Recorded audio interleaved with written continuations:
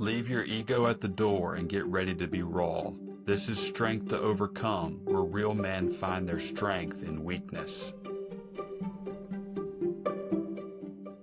right, guys, welcome back to the Strength to Overcome podcast. I'm Ryan here with my co-host Matt. This is episode 34. We're excited to be back with you this week. And Matt, I'm excited to be here with you, my man.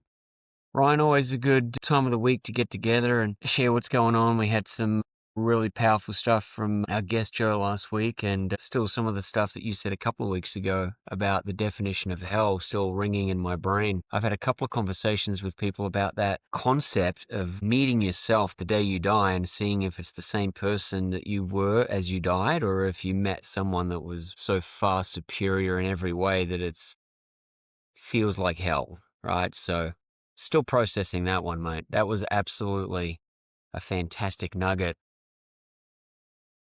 Yeah, and I was able to dig up that picture from the gym too. I sent it to you through text, and the picture of the wall and that quote, and yeah, I mean, it's powerful. I've been thinking about it too. Yeah, I really think that, stuff like that is what's carried me. We've done a lot of these episodes and we've shared a lot of stuff, and there's been stuff that we haven't always shared because, some of it's maybe too sensitive, or there's other people involved that you don't want to, muddy the waters and things like that. But, we're just talking about it off air, weren't we? We started this podcast to be raw, to be authentic, to share the process of becoming the best versions of ourselves.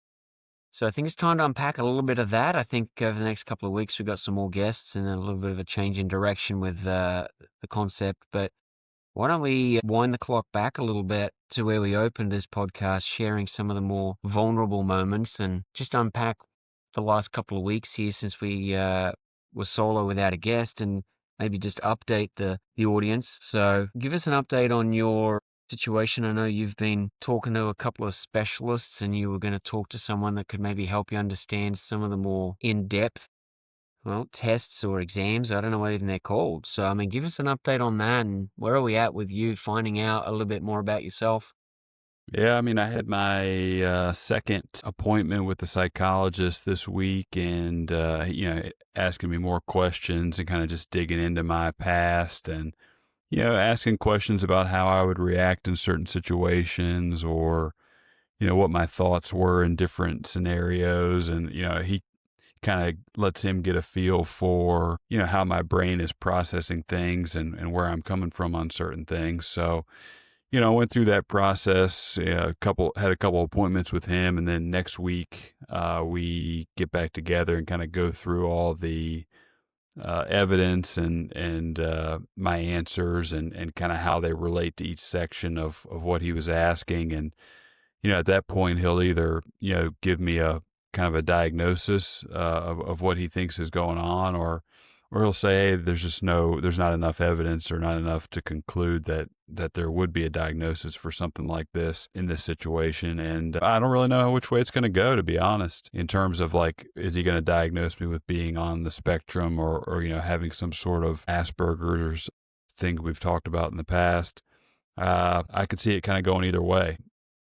I've talked a little bit with my therapist about it, and she said, that's normal to kind of feel that way. And, regardless of what, if a full diagnosis comes through, it doesn't really change the fact that, you've got some things going on in your brain that are making you feel and think a certain way. And, just kind of unpacking a little bit of that, and just trying to figure out more about how my brain works and what I need from myself, but also from others, day to day and week to week as we move through things. Cause I think that's something I really haven't unpacked a lot of in the past is, what do I actually need, and how is my brain working? How are my emotions playing a role into what I'm feeling and doing, and all that. So it's been a interesting few weeks of exploration, and we're just kind of digging in more and more as we go. Appreciate you sharing, because I think there's a lot of people out there that are struggling through life and not putting in the effort that you are. And I think we talked about that a couple of weeks ago. Are you looking towards that next appointment with excitement, or is it apprehension? A little bit of apprehension just because like I said, I'm not really sure which direction it's going to go. If he comes back and he's like, yeah, there's no real evidence here that there should be a diagnosis, then I'm just left with, well, what's going on, that sort of thing. Whereas it could be quite validating for him to say, hey, yeah, there is a lot of evidence to suggest that you've got some different things going on. And one of the things I've taken away that is evidence-based of spectrum stuff and Asperger's or even other things in general is like my obsessive interest in different things, whether it's, as a kid, it was, Pokemon cards or Beanie Babies and, figurines and collecting that sort of thing. And then as I aged, I got into basketball and got really into sports, and then golf took over and, got deep into golf, and then fitness came into my life and I gave up golf to go into fitness, and then bourbon emerged and the whole whiskey society communities and things that go along with that. And so my extreme obsessions and interests are actually pretty indicative of this sort of thing where I can only focus on one thing and it consumes me and takes over kind of my life, and to the point to where I make careers out of things. I got into golf and made a career as a golf pro, and then got into fitness and quit golf, and I ended up owning 2 gyms and being a fitness pro and working out 12 times a week, just crazy obsessive interest in things across the board throughout my life actually holds quite a bit of significance, I think, and when we're talking about this sort of thing. So I thought that was kind of interesting.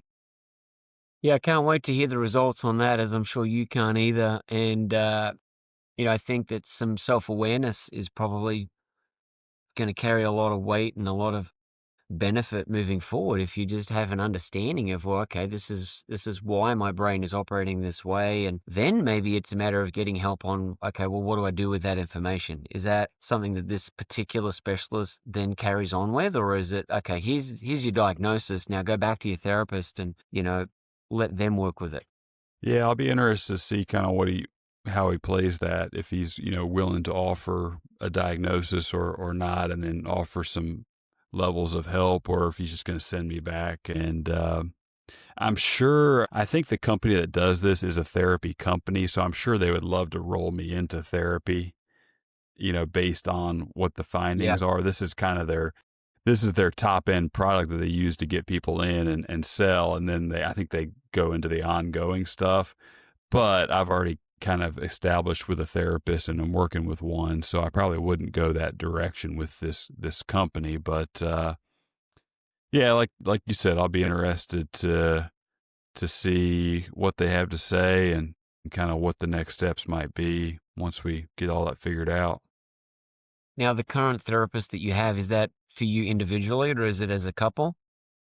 Yeah, that's for me individually. So, found one that kind of specializes in working with neurodivergent folks. I was, lucky enough to have a therapist before who kind of recognized these things and was able to point me in the right direction and find me someone else who she thought could help me a little bit more than she could. And so now I'm with this newer lady, and she seems to be asking a lot of the right questions and kind of gets it, understands kind of where I'm coming from on some certain things. And, it's just kind of a calming presence as we're working through these things. So walk me through a little bit more detail on the neurodivergent. What does that mean? Or give me an example of someone that has absolutely no idea what that means. Are Yeah, for you me, and in control of it? Are you aware of it? Is it something that someone's told you and you're like, no, I'm not, or yes, I am, so let me work on it? What's happening? Is this a chemical imbalance? Is this a personality trait? What does that mean? yeah, it's a good question. I haven't dug into it probably as much as I should have, but basically you've got neurotypical and neurodivergent. And so, neurodivergent would be someone who, in my mind, would fall on the spectrum, the autism spectrum in some way. And like we've talked about, that is a big spectrum. So everybody's on there at some point. We've kind of figured that out. But I guess the more, the farther you fall into things, the more neurodivergent you become, and the more along the spectrum you slide, that type of deal. So To me, it just means my brain works in a different way than other people's brains. It'd be interesting to kind of see what the definition of that is. I'll actually look it up right now. Brilliant. Yeah. Yeah, differing in mental or neurological function from what is considered typical or normal, frequently used with reference to autistic spectrum disorders, not neurotypical. Yeah, interesting. So it's going to be helpful if you can sort of realize, okay, this is what my brain's doing. So let me work in this area over here that's going to make the most impact on my whole life versus let me find one thing and zero in on it and become the greatest and the best at that only. And then generally speaking, other things fall away. Is that something you Hmm. think would help to have an ability to spread yourself a little bit more across several things with a level of enjoyment, saying, you know what, I don't have to be absolutely perfect at this, or I don't have to make a career out of this? Is that where your brain sort of runs with that now? Yeah, yeah, I think so. Figuring out what's going to be next, and knowing it doesn't have to be the end all be all. Yeah, that's kind of what we're thinking right now. So we'll And see. you've got a lot of support around you. Obviously, your wife and your mum are on board with helping you figure this stuff out and being a part of that journey, right? Yeah, yeah, they've been great. They even had to fill out little questionnaires, and so the company takes my wife and my mom's questionnaires into consideration as they're coming up with, different possibilities and offering a diagnosis. And is all of this uncharted territory for you to even talk about? Yeah, for me, it's a little embarrassing just because I've been operating at such a high level for so long with, masking and achieving different things in my life. So on paper, I've put forth this kind of persona of this not perfect, but well put together guy who's got it all going for him and has, done all these things and has it all together, when in the background, I've been, struggling my whole life really with my emotions and trying to live a fulfilling life. I just feel like I haven't really done that up to this point, which is sad in a lot of ways, but it's also encouraging in that there's hope for some change. And, I've been operating under this premise that nothing's wrong with me, or, I am neurotypical and something is just wrong with me. And I think it's going to be, if it turns out that, hey, you've got this going on and this diagnosis, then it takes a little bit of the pressure off and says, all right, this is what's going on, and here's a way forward. It's not just that you're some sort of way. It's that you've got this condition or this piece of the puzzle that your brain works a different way, and here's what we can do with it. That sort of thing.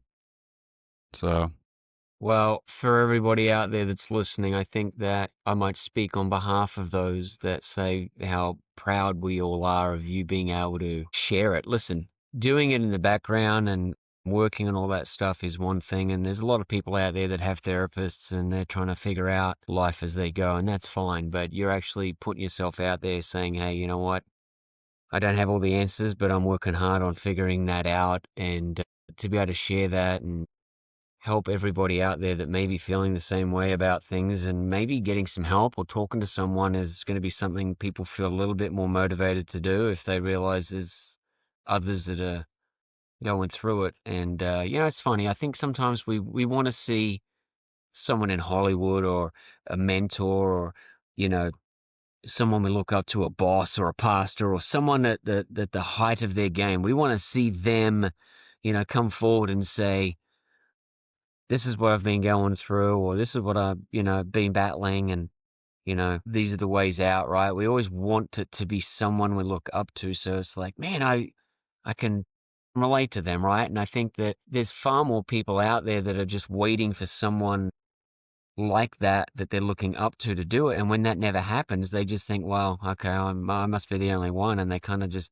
bury themselves into not finding solutions or thinking that there's other people out there when in all reality, you're a regular Joe Blow, right? You're not, on TV, you're not running some sort of, golf channel network or, making hundreds of millions of dollars, doing something where if you say it, all of a sudden now it's this viral Google search of Asperger's spectrum, right? You're just a regular Yeah. Joe Blow saying, you know what, I'm gonna figure this out, and I'm gonna share about it while I go. So thank you from me, really. I mean, that's incredible that you've come so far. 34 episodes in, you're sharing the very motto of our podcast, right? Prepare to be vulnerable and be raw. I don't think you can get much rawer than that, sharing what you're doing and going through. So thank you. Yeah, man. Can't wait to hear more about it as you unpack it. You're working with multiple therapists and really chasing this thing down, man. That's it kind of highlights that personality type, right? Like, all right, so now my goal is to figure out why I'm so XYZ, and I'm going to make that my focus, right? You're almost a self-fulfilling prophecy right there.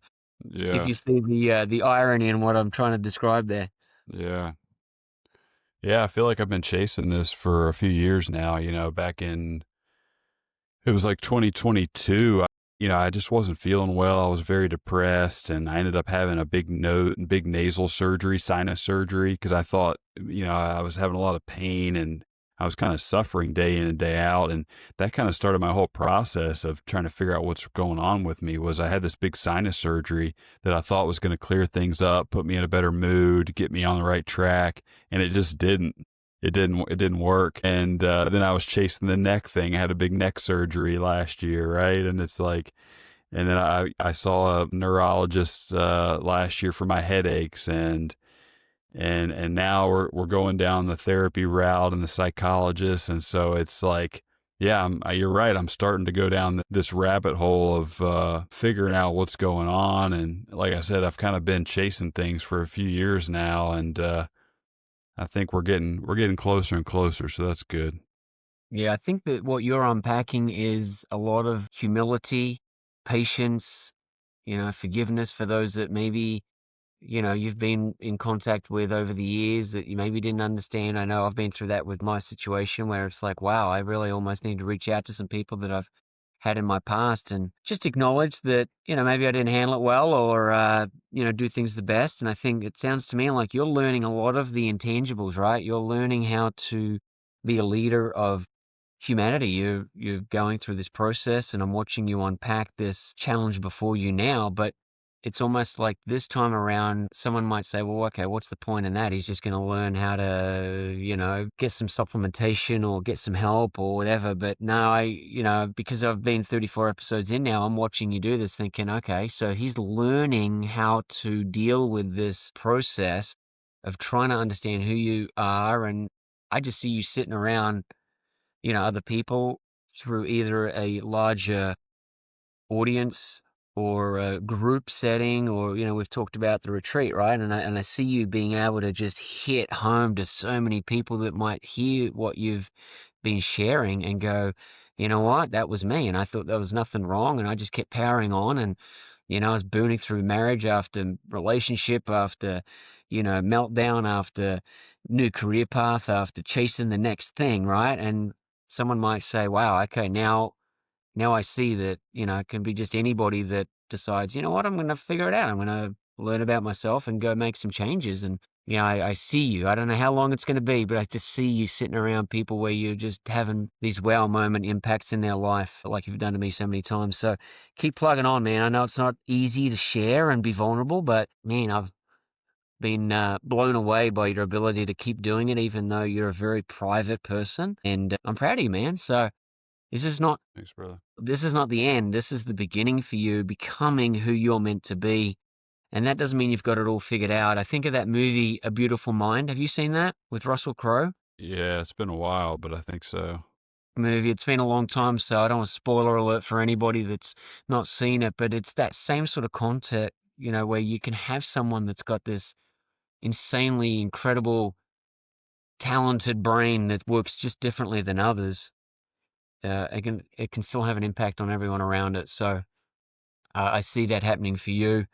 And, hope obviously that it's not good or bad news. It's just data that's going to help you help others. That's awesome, man. I'm proud of you. Thank you for sharing it and being vulnerable. I know that that's not easy, and we talk about it every week, and I talk to people as I meet them, and they're like, man, how do you guys do that? I'm like, I don't know. It's not easy. And our guests do it every other week or whenever we have them on, and they share this stuff. And it's not for everyone, but I think it's pulling down some walls. And keep it up, man. You're Yeah, man. becoming who you need to be for the future. Not exactly sure when and how and what it's going to look like, but I see big things coming for you because of the effort you're putting into, being vulnerable. So well done. Yeah, man. What about you? I know we talked offline and we even threw up a post this week, but you had a big birthday this week. So wishing you happy birthday on the air here and now. And I don't even know if you saw the post we threw up. Did you see the birthday post? You know what? And I'll be honest to the audience, I have had the last 3 months since I got back into training and managing humans. I've completely fallen off the wagon of posting, sharing, putting up these clips that you go to huge efforts to put together. And I'll apologize on the air that it's been a lot for me to take on board these, clients and maintain the level of effort I wanted to put into the podcast on the, putting it out there side, right? I'm just not good at Yeah. it. And I think when we very first started this, you'd text me these long, broken down lists of how to do things. And, I'd do it and you'd be like, no, you posted it to the wrong section. You need to go back in and redo it. And it's like, dude, I don't know. I'm not good at that stuff. And you were so patient with me early on, and you've gotten better at it. But now I just haven't done it. I've just gotten sloppy, and I've really struggled probably the last couple of weeks with my arm. I've just had a lot of setbacks as far as my expectations of what I can do. I tell everybody in the gym, I'm off to do my rehab, right? I'm over there and doing the stretching and the foam rolling and the stability ball rollouts for my arm and shoulder and doing the things that my specialist has given me. And I've probably gotten outside of the prescription of exercises a little bit, and now I'm just feeling a little bit of a setback in my bicep repair, the shoulder, the forearm.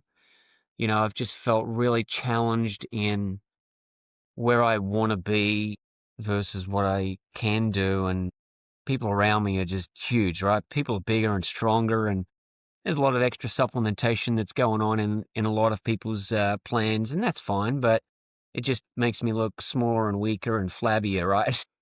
It's been very humbling, and to have this little setback that I've got to get a little bit of a professional look at it hopefully this week just to see, is there any more damage or am I just overdoing it? I've got people around me playing a lot of pickleball that I just, I know I need that release, right? We talked early on in my first episode or two that being able to have that fix of taking care of your own needs, with masturbation is not something people like to talk about, but, most guys out there are going to go, yeah, I mean, been there, done it, or still doing it, or, I think most people have been addicted to it at some level, right? And so when you give that up, after 3 decades, right, and then go into this cold turkey stage of 8 months, which I'm in, that doesn't mean the temptation goes away. It doesn't mean that the desire to have that dopamine hit is any less. It just means that I've got to find other things to fill that void. And when you're broken physically, your marriage is still on a really tough trajectory of, well, okay, what do you do when you've got these little kids, but your marriage is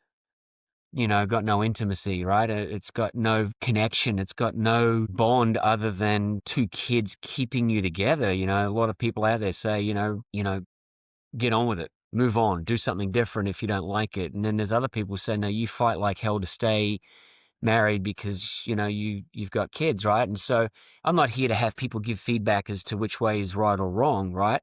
But there is that ongoing battle within me to say, is this going to get any better, right? How much harder do I have to work to move the needle on a marriage?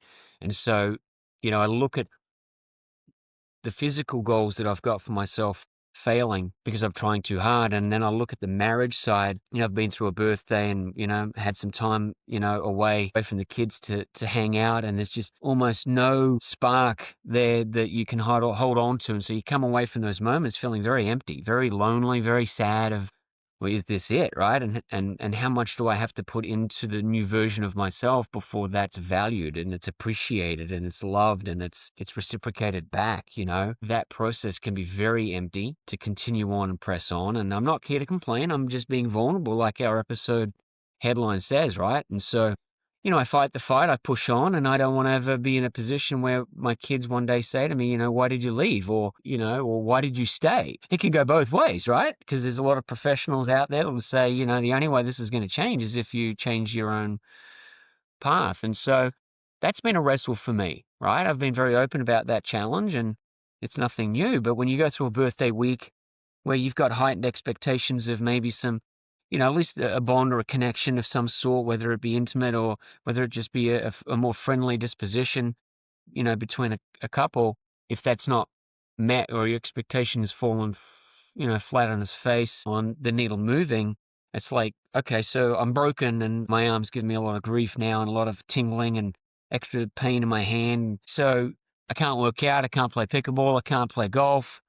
Then you look at the marriage side of things and you come up to that point of the year where it's, maybe a little special time for me, and, nothing really unpacks there that kind of makes you feel like things are headed in a good direction, and you find yourself sleeping in the spare bedroom way too often and thinking, okay, well, I've now entered the friend zone, right? And we've all talked about that behind the scenes. I think every married couple's probably been through a tough time where, that's been a discussion that's got to be had, or it's got to be at least acknowledged, and then of course, financially we got destroyed. And even though I've been blessed with a lot of good clients and the Almighty's given me some really good people and, an income to come through with, we've had a rough time over the last 8 months of, staying above that waterline. And so actually on my birthday, took the sports van that's got so much wrong with it.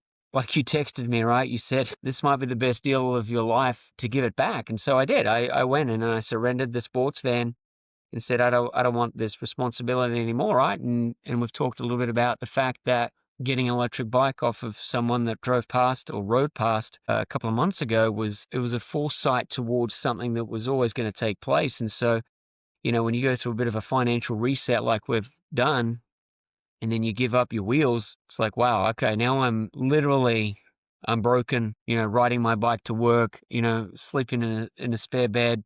It's like, what in the world is happening here? And so, you talked about sharing your portion of what you're going through is, okay, you felt embarrassed. Well, I don't even know if there's a word that I could come up with that would describe the level of humility that it takes to talk about this stuff on the air and just be open about it, and then walk into a facility where they've got 12,000 members, or even face the people that you love and you care about in your own home. Right. And so I think, as we talked about off air, right, let's get back to being raw. Let's get back to being authentic, because the journey of what I feel like I'm going through right now still feels at times as hopeless, as empty, as fruitless as it did 34 episodes ago. And then every now and then someone will say something to me that just makes me think, wow, I'm changing. I'm getting better at handling the chaos. And maybe that's all this is meant to be. Learning how to handle it, because 8 months ago when I would describe this list of things, these 3 areas that I feel like I'm struggling in, I think over the course of those first 3 or 4 months as we started the podcast and after I had my surgery, I think I handled what I've just described very poorly. A lot of frustration, a lot of anger, a lot of disappointment, a lot of resentment. And while those things are still probably running into my thought process, they're not coming through in poor behavior. And so if anything, through this 34 episode process, I have learned to take that and be able to set aside my sadness, loneliness, disappointment, financial frustrations, my physical inability to do things, and be able to press on and help everyone I've got to get better at their goals or help them become the better version of themselves. And this has all been worth it. It's just really humbling to say when I know the record buttons count some seconds over there. Yeah, man. Well, I appreciate you sharing, and like you said, it's definitely raw and vulnerable, and yeah, I think it definitely takes a lot of humility on your part and both our parts to kind of share what we're going through, because a lot of people just want to sweep it under the rug or put on a face and post to their Instagram stories how great their lives are and show everybody what's going well, and that's kind of the social media world we live in now. But Yeah, I think it's definitely some solid insight on your part after the 30, like you said, 34 episodes in, where you've come from the beginning of, probably being a little more volatile, right? And now you're able to reflect a little bit more. You might still have some of the same feelings that you had 34 episodes ago. It's really uh what you respond with and how you react that really determines your future. What's that phrase? What was it? That equation, E plus Yeah. R equals O, right? Event plus response equals outcome. And so it's not the event, it's not what's going on in your life that matters. It's how you respond to it that equals the outcome. And a lot of people forget that equation. They just go through their lives thinking E equals O. Event equals outcome, event equals outcome, event equals outcome, but it's event plus response equals outcome. And I think probably both of us over the last 34 episodes have gotten a little bit better in our responses to things. It'll be interesting to see, at episode 134 where we're going to be, and not only physically but mentally and emotionally, where that's going to take us. So I'm definitely proud of you, man.